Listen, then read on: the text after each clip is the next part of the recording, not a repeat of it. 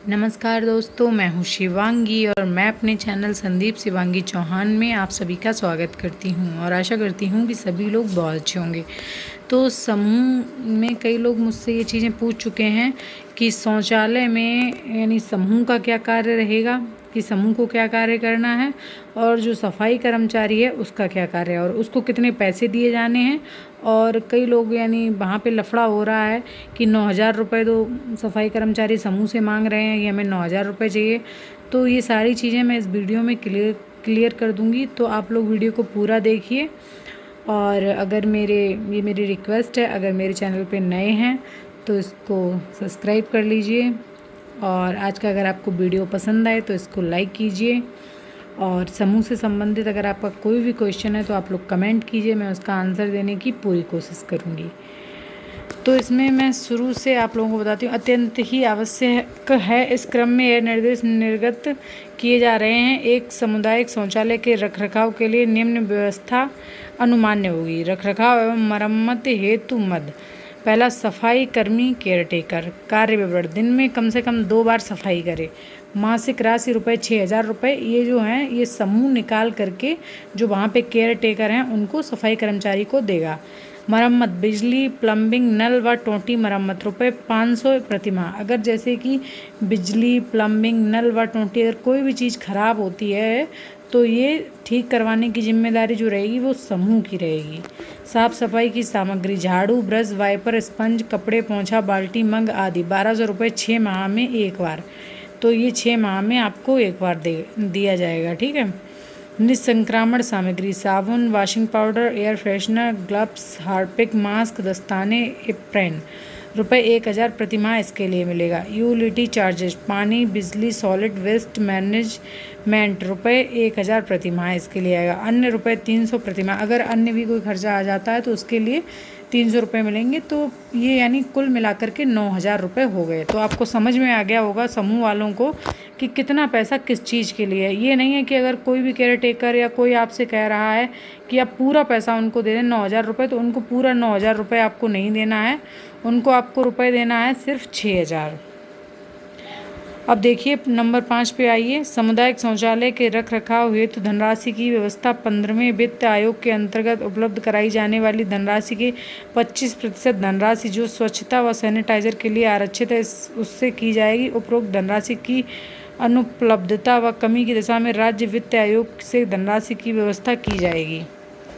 सामुदायिक शौचालयों के रख रखाव का यह कार्य एवं दायित्व स्वयं सहायता समूह के माध्यम से सुनिश्चित करने की पहली प्राथमिकता होगी। ग्राम पंचायतों में निकट स्थित स्वयं सहायता समूह से वार्ता कर उन्हें यह जिम्मेदारी ग्राम पंचायत द्वारा लिखित रूप में सौंपी जाएगी और सफाई कर्मी की तैनाती की जाएगी। जैसे कि देखिए, पहले आप लोग ये समझ लीजिए, इसमें ये चीज़ बता देती हूँ कि आपके गांव में जैसे कि कई समूह चल रहे होंगे, लेकिन आपको उसी समूह को यह कार्य दिलवाना है जो समूह सामुदायिक शौचालय के आसपास हो, उसी गांव का हो, ठीक है। तो सफाई आदि की व्यवस्था स्वयं सहायता समूह द्वारा कराई जाएगी। इस कार्य पर होने वाले यानी जो ये सफाई का कार्य करवाएगा वो स्वयं सहायता समूह ही, यानी ये 3,000 रुपयों का खर्च अपने हिसाब से करेंगे समूह वाले। इस कार्य पर होने वाला पूरे वर्ष का व्यय अधिकतम 2 किस्तों में, पहला प्रारंभिक माह में एवं दूसरी किस्त 6 माह के बराबर किस्तों में स्वयं सहायता समूह को ग्राम पंचायत द्वारा उपलब्ध कराई जाएगी। तो ये जो किस्तें आएंगी तो ये आपके ग्राम प्रधान जो हैं वो आपको उपलब्ध करवाएंगे। यह राज्य ग्रामीण आजीविका मिशन के अंतर्गत गठित स्वयं सहायता समूह उपलब्ध नहीं हैं, तो ग्राम पंचायतों द्वारा सीधे सफाई कर्मचारी को रखते हुए शौचालय के रखरखाव की कार्रवाई सुनिश्चित की जाएगी। और जहाँ पे अगर स्वयं सहायता समूह नहीं है फिर भी ये नौकरी निकली थी, तो अगर आपके यहाँ पे आप लोग लग गए हैं तो अच्छी बात है, वरना यानी आप लोग जाइए और अपने ग्राम पंचायत में बात कीजिए और जो गरीब हैं उस हिसाब से उनको लगवाइए। महिला के लिए आरक्षित शौचालय में सफाई व केयर टेकर के रूप में महिला कर्मी तथा पुरुष के लिए आरक्षित शौचालय इस कार्य के लिए पुरुष कर्मी तैनात किए जाएंगे। स्वयं सहायता समूह द्वारा कर्मचारियों की भूमिकाएं एवं जिम्मेदारी। स्वयं सहायता समूह संचालन एवं रखरखाव और सुविधाओं की देखभाल। पहले आओ पहले पाओ के आधार पर नियम का प्रयोग करें। सफाई सामग्री और उपकरण उपलब्ध कराएं। शिकायत रजिस्टर को बनाए रखना।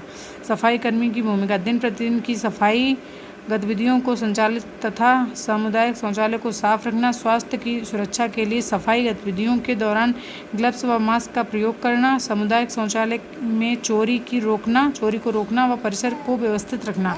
इस संबंध में मुझे यह कहने का निर्देश हुआ है कि कृपया उपरोक्तानुसार आवश्यक कार्रवाई कराते हेतु कृत कार्यवाही से शासन को अवगत कराने का कष्ट करें। ठीक है, तो ये मनोज कुमार जी द्वारा लेटर आया है। तो आप लोगों को मैं आशा करती हूँ कि सारी चीज़ें जो हैं वो अच्छे से समझ में आ गई होंगी। ठीक है, तो अब आती है पैसे निकालने की बारी। यानी सफाई का तो आपको समझ में आ गया कि 6,000 आपको उसको कर्मचारी को देने हैं और 3,000 रुपये जो आपके पास बच रहा है वो स्वयं सहायता समूह जो है वो यानी कि उस अपने पास रखेगा उन पैसों को। और जिस तरीके से वहाँ पे ज़रूरतें होंगी, अगर आपको लग रहा है ज़रूरतें ज़्यादा हैं, पैसा कम पड़ रहा है, तो ये आप अपने अधिकारियों को बताएं, तो वो ये ऊपर तक बात पहुंचाएंगे। तो फिर वो सरकार अपने हिसाब से यानी देखेंगे जो लोग अधिकारी बड़े बैठे हुए हैं। और अगर पैसा यानी कि समूह के पास इकट्ठा हो रहा है तो वो आप अपने समूह में ही रखिए, तो वो भी आपको अधिकारी बता देंगे कि यानी इस जो पैसा बच रहा है, मान लीजिए इसमें कई चीज़ें दी गई हैं कि जैसे ये लीजिए आप, यानी कभी टोंटी वगैरह ये रोज़ तो ख़राब हो नहीं रहे हैं कि हर महीने इसका 500 रुपये आ रहा है, और झाड़ू वाइफर ब्रश वगैरह ये भी हर महीने पूरा नहीं खर्च हो जाएगा, तो थोड़ी थोड़ी सेविंग्स तो होती रहेंगी, तो कुछ पैसा समूह में बच भी जाएगा। तो इस पैसे को आप संभाल के रखिए जो कि आपके आगे काम में आएगा। फिर उस हिसाब से आपको बता दिया जाएगा कि क्या करना है।